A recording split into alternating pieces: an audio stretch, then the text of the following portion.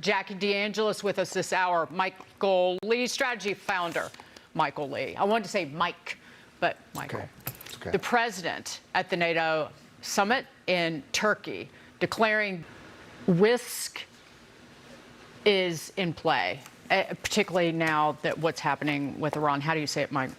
Yeah, look, I think we shellac them.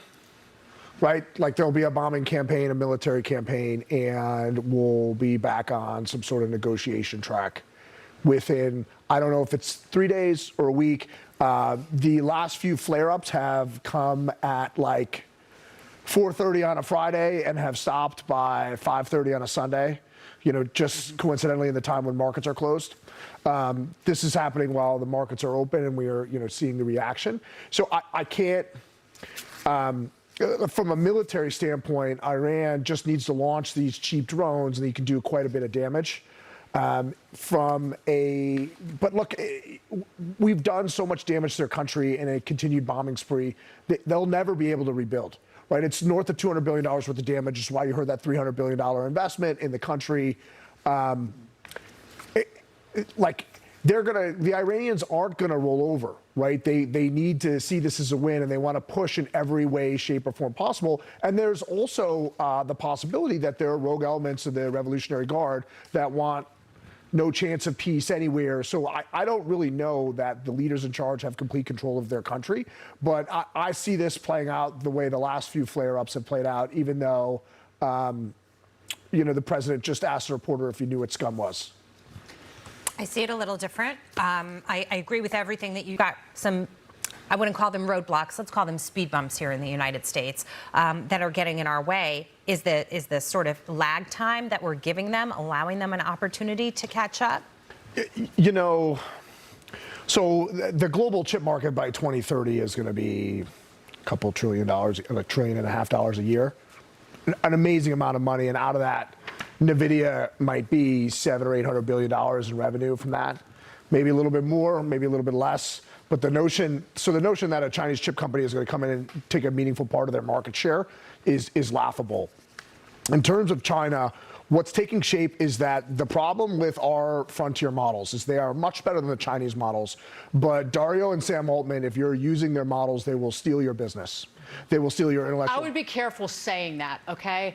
I would be careful saying that because we don't want to get our asses sued, and we're not sitting here with Alex Karp. Sorry, that is the accusation. That is Alex Karp and his ilk. Their accusations about those businesses. And David Sachs and all the guys on the All In pod. It's just the same. The way they compared it is that if anybody here from Lotus Notes anymore or WordPerfect, the same way Microsoft built all these things internally. So that's the accusation against them. So what companies are finding is that you can download a Chinese model, have it on your server, right? And it's a solid state, so it's not feeding data out to anyone else. And that's where the competition is coming from. And the threat to USAI is that our frontier models, there are these allegations against them, and that they're overpromising to enterprise clients of all these things they can do, regardless of the data protection and the protection of your business, right?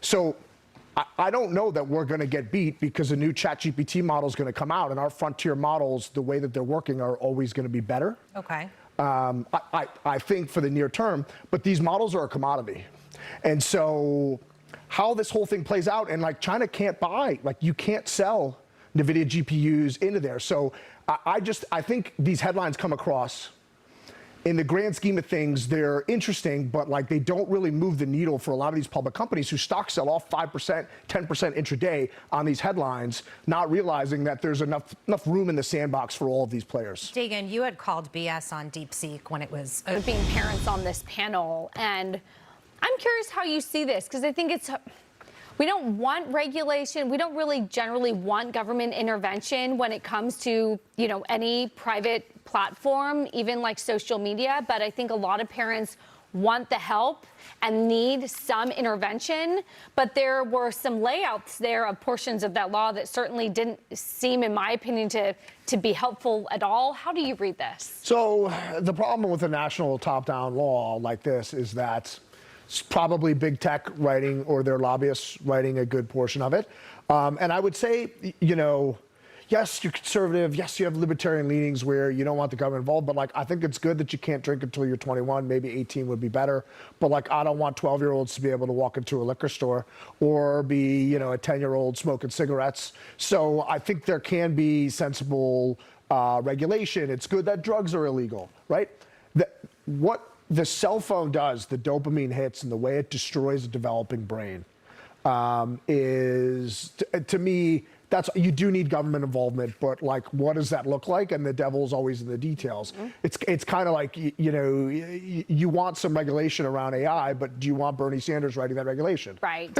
So, well, Jackie, he laid out a good point where it is parental responsibility, but I do like that there are some safety things.